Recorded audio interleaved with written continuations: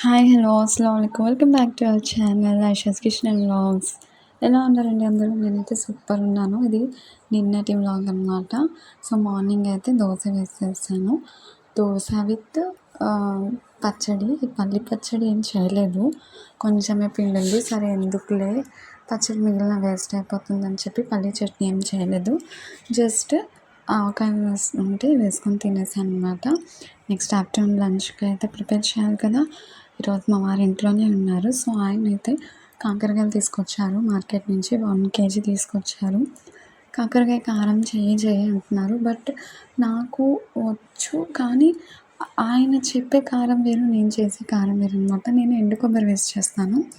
ఆయన ఏంటంటే just only వెల్లుల్లిపాయ వేసి చేయాలన్నారు.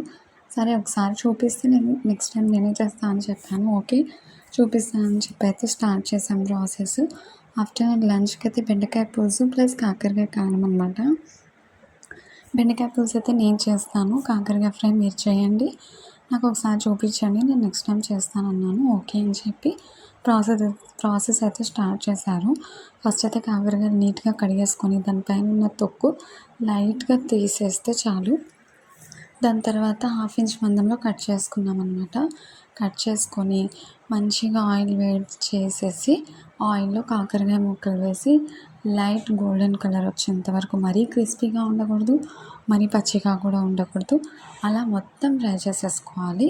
నెక్స్ట్ అది పక్కన పెట్టేసి కడాయి మొత్తం ఫ్రై చేస్తూ ఉన్నారనమాట ఒక సైడ్ మా వారు.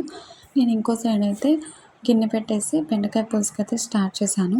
యాక్చువల్లీ బెండకాయ పులుసు ఎంతమందికి ఇష్టం లేదు నాకు కామెంట్ చేయండి. మీలో నేను కూడా ఒకదాన్ని. ఒకప్పుడు అనమాట, ఒక 2 years బ్యాక్ నాకైతే అస్సలు బెండకాయ పులుసు అంటే ఇష్టం ఉండేది కాదు. ఇంట్లో అమ్మ కానీ అమ్మమ్మ కానీ చేసినా కానీ ఎగ్ ఆమ్లెట్ లేదా పచ్చడి వేసేసుకొని తినేసేదాన్ని. అలాంటిది నా బేబీ కడుపులో పడినప్పటి నుంచి, అంటే నేను ఫస్ట్ ప్రెగ్నెన్సీ ఉన్నప్పటి నుంచి నేను ఎందుకో బెండకాయ తినడం ఇష్టంగా అనిపించింది అనమాట. నేను అప్పటి నుంచి అయితే ఫస్ట్ ప్రెగ్నెన్సీ దగ్గర నుంచి అయితే బెండకాయని కొంచెం లైట్గా తినేస్తున్నాను. సో, అందుకని చెప్పి నేను బెండకాయ పులుసు చేస్తున్నాను. వీక్లీ వన్స్ అయితే కంపల్సరీ చేస్తాను. మా వారికి కూడా నేను చేసే బెండకాయ పులుసు అంటే చాలా ఇష్టం. సో, దీనిలో ఏం కొబ్బరి పేస్ట్ అదేం వేయను. కొబ్బరి పేస్ట్ వేసేది వేరే రకం అండి. ఇదైతే కొబ్బరి పేస్ట్ వేయకుండా జస్ట్ ఆనియన్ని సన్నగా కట్ చేసి వేస్తాను. ప్లస్ అలాగే ఒక ఆనియన్ని నేను పేస్ట్ చేసేసి వేసేస్తాను అనమాట థిక్నెస్ కోసం. అంతే, కట్ చేసి నీట్గా ప్రజెంట్ చేసే టైం కూడా లేదు. ఎందుకంటే ఆల్మోస్ట్ టైం అప్పటికి 1 అయిపోయింది. యాక్చువల్లీ నేను వంట ఎప్పుడు చేస్తానంటే పిల్లలు పడుకున్న తర్వాత చేస్తాను. ఒక్కళ్ళైనా పడుకోవాలి అట్లీస్ట్, అప్పుడే నేను వంట చేస్తాను. బట్ ఆ రోజు అయితే ఇద్దరు పడుకోలేదు, అసలు తెగ అల్లరి చేస్తున్నారు అనమాట. సో, ఎలాగో లక్కీగా మా వారు ఉన్నారు కాబట్టి ఇద్దరు అడ్జస్ట్ చేసుకొని చేసుకున్నాము. చూసారా, ఆనియన్ పేస్ట్ అయితే వేసేసాను. అటు సైడ్ అయితే కాకరకాయలు అయితే ఫ్రై అవుతూ ఉన్నాయన్నమాట.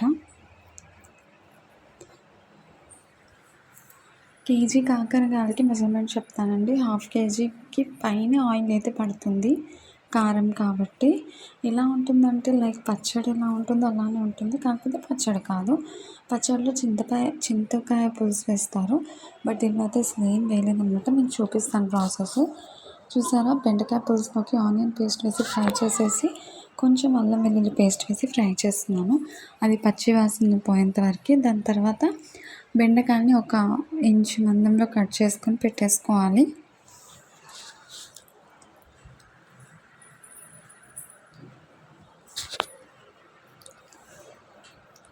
అటు ఇటు టర్న్ చేస్తూ మొత్తం తిప్పుతూ వంట అయితే కంప్లీట్ చేస్తున్నాను.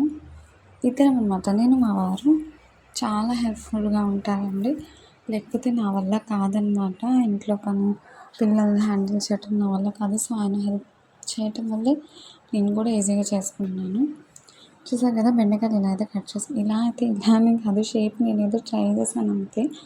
మామూలుగా కట్ చేసుకొని ఫ్రై చేసేసుకోవాలి ఆ మసాలాలో వేసి. దాని తర్వాత కొంచెం ఉప్పు, అండ్ కొంచెం అంటే మన టేస్ట్కి సరిపడా ఉప్పు, కొద్దిగా పసుపు, మన టేస్ట్కి సరిపడా మన స్పైసీనెస్కి తగ్గట్టు కారం వేసేసుకొని 1 గ్లాస్ వాటర్ వేసేసుకొని ప్లేట్ పెట్టి ఉడకనివ్వాలండి. బెండకాయ సాఫ్ట్‌గా ఉడకాలి. అప్పుడే మనం చింతపండు పులుసు అనేది వేయాలి. ఈ గ్యాప్‌లో చింతపండు కూడా నానబెట్టేసాను. చూసారు కదా! ఉప్పు, పసుపు, కారం మొత్తం వేసేసుకొని కొద్దిగా వాటర్ వేసేసుకొని కలుపుకొని మూత పెట్టేసేయాలి.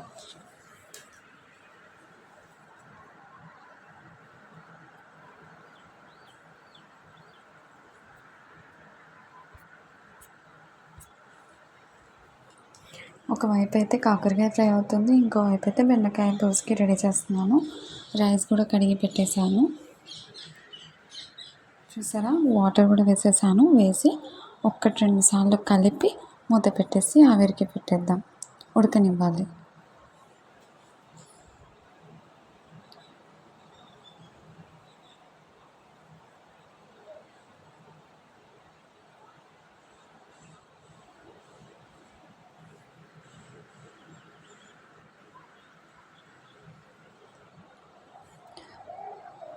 ఒక 5 మినిట్స్కి అది ఉడికిపోతుందండి.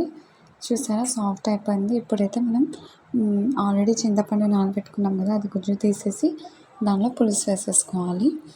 సో అది అలా ఉంటే పక్కన పెట్టేస్తే కాకరకాయలన్నీ మనం లైట్ గోల్డెన్ కలర్ వచ్చేంత వరకు ఫ్రై చేసేసాము. ఇప్పుడైతే కాకరకాయ కారం కలుపుకుంటున్నాం అనమాట. ఒక కడాయిలో కలుపుతున్నారు. సో కాకరకాయలన్నీ దానిలో వేసి మనం ఫస్టే మిక్సీ జార్లో పౌడర్ చేసుకోవాలి. ఏంటంటే 1 టీ స్పూన్ మెంతులు, కొద్దిగా ఉప్పు, కారం వేసి పౌడర్లా చేసి దాని తర్వాత ఒక 2 కానీ 3 కానీ వెల్లుల్లిపాయలు ఉంటాయి కదా, 2, 3 అంటే తొనలు కాదండి, వెల్లుల్లి గడ్డ ఉంటుంది కదా, సో అవి 2, 3 వెల్లుల్లిపాయ గడ్డలు మొత్తం ఒలిచి వేసేస్తే అలా పేస్ట్ కింద వచ్చేస్తుంది. అది మొత్తం ఆ కాకరకాయలు వేసి చేత్తో కలుపుకోవాలండి. స్పూన్ అస్సలు పనికిరాదు దీనికి. చేత్తో కలుపుకుంటేనే ఆ టేస్ట్ వేరు ఉంటుంది.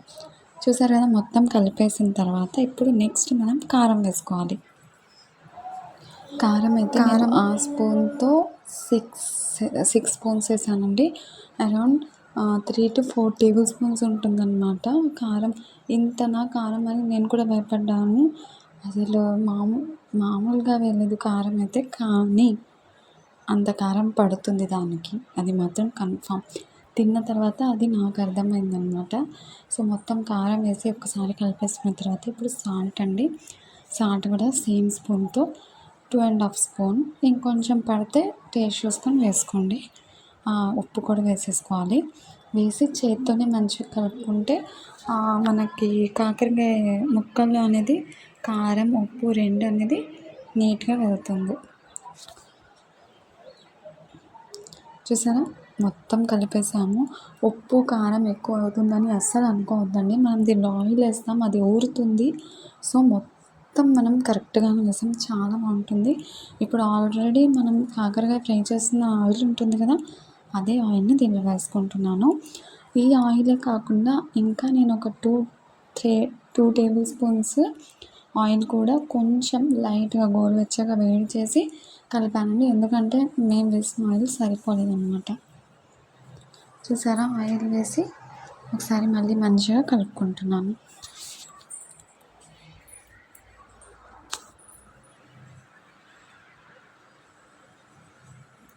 ఒక్కసారి చూసే ప్రాసెస్ నెక్స్ట్ టైం నేను కూడా కన్ఫామ్గా చేస్తాను. సో అందుకని చెప్పి మా వాడిని చూపించమని చెప్పాను అనమాట. ఆయన ఎంత ఓపికగా చేస్తున్నారో చూసారా. నేను సపరేట్గా ఆయిల్ కూడా వేడి చేసి వేసాను అన్నాను కదా, సో ఇదే అనమాట.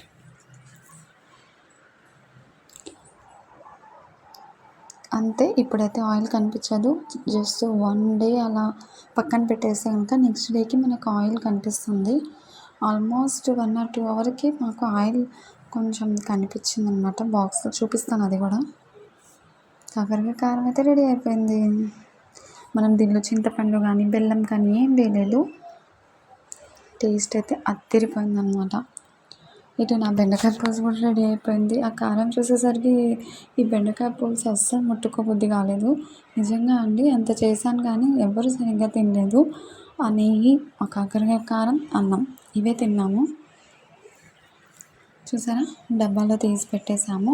లాస్ట్లో ఆవకాయ కలిపిన తర్వాత మనం అదే బాండిలో లేదా అదే గిన్నెలో అన్నం కలుపుకొని తింటాం కదా, సో సేమ్ వేడి వేడి అన్నం ఆ కారంలో కలిపి బా నెయ్యి వేయలేదులేండి అప్పుడైతే, తర్వాత వేసుకొని తిన్నాం. కానీ నెయ్యి వేసుకోకుండానే మా వారు కలిపి ముద్దలు నాకు కూడా తినిపించారు. నిజంగా టేస్ట్ అయితే చాలా బాగుంది. పర్సనల్‌గా నేనే భయపడ్డాను ఆ కారం చూసి తింటానికా లేదా అని చెప్పి. బట్ అస్సలు డౌట్ వద్దు, అంత టేస్టీగా ఉంది. నేను ఎన్ని సార్లు చెప్తున్నానో మీరు అర్థం చేసుకోండి. చూసారా, అప్పటికే కొంచెం అయిపోయింది కూడా, తినేసామండి. ఆయిల్ చూసారా కనిపిస్తుంది, అదనమాట. నెక్స్ట్ డేకి ఇంకా కనిపించింది.